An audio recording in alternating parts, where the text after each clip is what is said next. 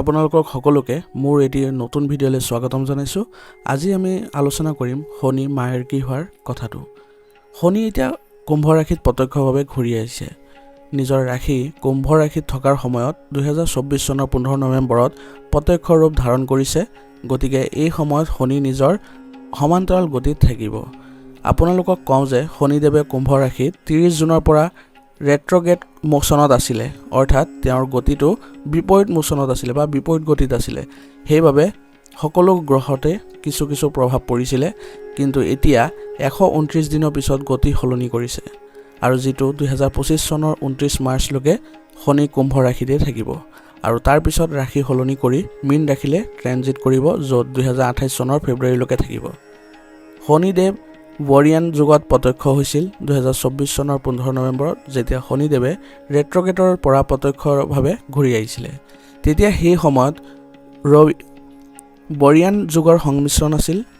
আপোনালোকক কওঁ যে 27টা যুগৰ ভিতৰত বৰিয়ান যুগ 18তম যুগ, যিটো অতি শুভ বুলি গণ্য কৰা হয়। এই যুগ বৃহস্পতি আৰু ভগৱান কুবেৰৰ লগত জড়িত। এই যুগত জন্ম লোৱা যিকোনো ব্যক্তিয়ে অতি পাকৈত আৰু নিজৰ কেৰিয়াৰত ভাল সফলতা লাভ কৰে। কুম্ভ ৰাশিত শনিৰ প্ৰত্যক্ষ হোৱাৰ প্ৰভাৱ জ্যোতিষত শনিৰ বিশেষ তাৎপৰ্য আছে। শনি হৈছে আটাইতকৈ লেহেমীয়া গতিশীল গ্ৰহ, সেয়েহে ইয়াৰ প্ৰভাৱ মানুহৰ জীৱনত দীৰ্ঘদিন ধৰি থাকে। শনিৰ ৰাশিৰ পৰিৱৰ্তনৰ উপৰিও ই সময়ে সময়ে প্ৰত্যক্ষ আৰু পশ্চাদমুখীও হয়। শনিয়ে পশ্চাদগমনৰ পৰা প্ৰত্যক্ষভাৱে ঘূৰি অহাৰ অৰ্থ হ'ল এতিয়া জীৱনত স্পষ্টতা আৰু কৰ্মত সফলতা আহিব।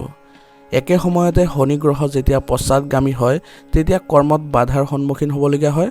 গতিকে শনিৰ প্ৰত্যক্ষ প্ৰভাৱৰ বাবে জীৱনৰ বিভিন্ন অঞ্চলে গতি লাভ কৰিব।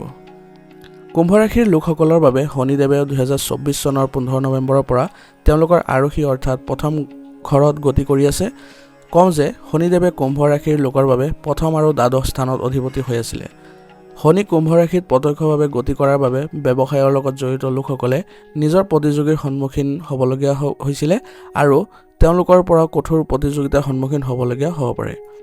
ব্যৱসায়ত ভাল লাভ পাবলৈ হ'লে কিছুমান ভিন্ন কৌশল অৱলম্বন কৰিব লাগিব। একে সময়তে কৰ্মক্ষেত্ৰত নিয়োজিত লোকসকলেও নিজৰ ঊৰ্ধ্বতন বিষয়ৰ সৈতে বিবাদত আদিৰ জড়িত হ'ব পাৰে।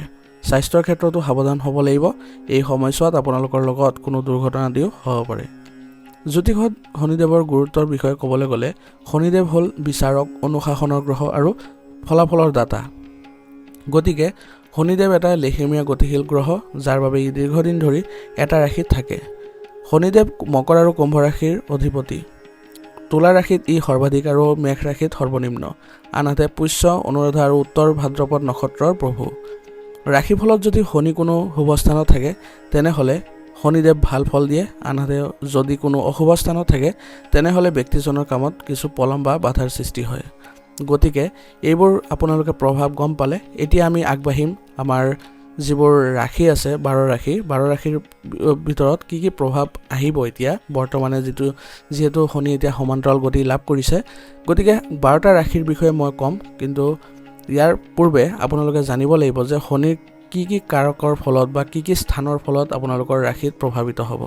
আপোনালোকে এই ভিডিঅ'টো ভালদৰে চাব আৰু আপোনালোকে শেষত জনাব যে আপোনালোকে কেনেকুৱা পাইছে, ভিডিঅ'টোৰ দ্বাৰা আপোনালোকে উপকৃত হৈছে নেকি। যদি উপকৃত হয় তেনেহ'লে নিশ্চয়কৈ লাইক আৰু কমেণ্ট নিশ্চয়কৈ কৰিব। শনিৰ গতিপথ পৰিৱৰ্তনৰ ফলত সিংহ ৰাশিৰ লোকসকলৰ বাবে শনি ষষ্ঠ আৰু সপ্তম স্থানৰ অধিপতি বুলি গণ্য কৰা হয় আৰু আপোনাৰ বাবে শনি প্ৰত্যক্ষ সপ্তম স্থানত এইবাৰ থাকিব 30 মাৰ্চ পৰ্যন্ত। ৰাশিৰ পৰা সপ্তম দম্পতী ঘৰত সংক্ৰমণ কৰাৰ সময়ত প্ৰত্যক্ষ শনিৰ প্ৰভাৱ মিশ্ৰিত হ'ব আৰু বৈবাহিক আলোচনাত আৰু কিছু সময় লাগিব পাৰে, কিন্তু কৰ্মক্ষেত্ৰৰ দৃষ্টিকোণৰ পৰা সময় ভালেই দেখা গৈছে। যিকোনো ধৰণৰ যৌথ ব্যৱসায় অৰ্থাৎ অংশীদাৰিত্ব ব্যৱসায় কৰাটো এই সময়ৰ মাজত কৰাটো আপুনি পৰীক্ষা কৰিব লাগিব। গতিকে এই সময়খিনিত আপুনি জীৱনসংগী আৰু আপোনাৰ ব্যৱসায়ত কিছু সমস্যা দেখিবলৈ সক্ষম হ'ব। সেইবাবে আপুনি অলপ সাৱধান হ'ব আৰু লগতে জীৱনসংগীৰ সৈতে পাৰস্পৰিক সমন্বয়ৰ জৰিয়তে যত্ন কৰিব যাতে কোনো ধৰণৰ বাদ বিবাদত যাতে জড়িত হৈ নপৰে।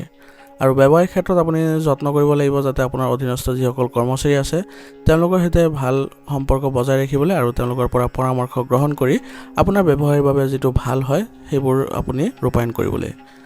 আৰু আপোনাৰ এই সময়খিনিত মানে আপোনাৰ 15 নৱেম্বৰৰ পৰা 30 মাৰ্চলৈকে আপোনাৰ শত্ৰু কমিব আৰু শত্ৰুৰ পৰা কোনো ধৰণৰ আপোনাৰ এই ভয় নাথাকিব আৰু জীৱনসংগীৰ স্বাস্থ্য সম্পৰ্কীয় সমস্যাও বৃদ্ধি পাব পাৰে আৰু যাতায়াত কৰাৰ সময়ত আপোনাৰ সতৰ্ক হোৱাটো আপোনাৰ বাবে গুৰুত্বপূৰ্ণ হ'ব কাৰণ যাতায়াতত কিছু আপুনি বাধাৰ সৃষ্টি হ'ব পাৰে সেইবোৰ ক্ষেত্ৰত আপুনি অলপ সাৱধান হ'ব লাগিব আৰু আপুনি কাৰোবাৰ কামত হস্তক্ষেপ নকৰিব অন্যথা আপুনি সন্মান হানি হ'ব পাৰে সেইবাবে এইখিনি সময়ছোৱাত আপুনি বেলেগক সহায় কৰিব যাওঁতেও আপুনি দুবাৰ ভাবিবাহে আপুনি তেওঁলোকক সহায় কৰিবলৈ যাব কাৰণ দেখা গৈছে যে যদি আপুনি বেলেগৰ কামত হস্তক্ষেপ কৰে এইখিনি সময়ত শনিৰ প্ৰভাৱত আপোনাৰ কিছু মানহানিৰ দৰে যোগৰ সৃষ্টি হৈছে ধৰ্মীয় কাম-কাজত আপোনাৰ আগ্ৰহ বৃদ্ধি পাব আৰু ইয়াৰ ফলত আপোনাৰ আধ্যাত্মিক ক্ষেত্ৰত আপোনাৰ বহুখিনি আপুনি শান্তি লাভ কৰিব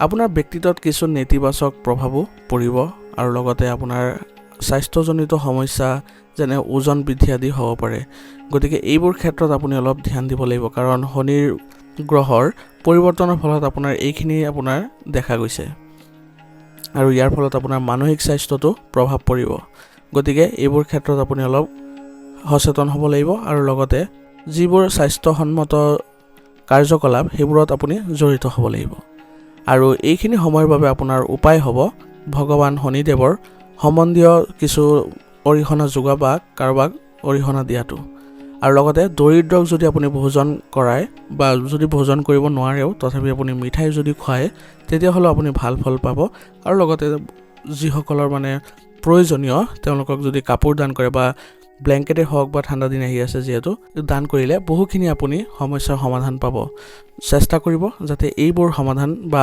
উপায়বোৰ কৰিবলৈ কমেণ্টত সকলোৱে ওং শনিদেৱায় নমঃ বুলি লিখিবলৈ নাপাহৰিব ধন্যবাদ যদি ভিডিঅ'টো ভাল লাগিছে তেনেহ'লে লাইক কৰিব আৰু লগতে যদি চেনেলত নতুন হৈ আহিছে তেনেহ'লে আপোনালোকৰ শুভ সময় আহি পৰিছে আপোনালোকে চেনেলটো ছাবস্ক্ৰাইব কৰি ল'বলৈ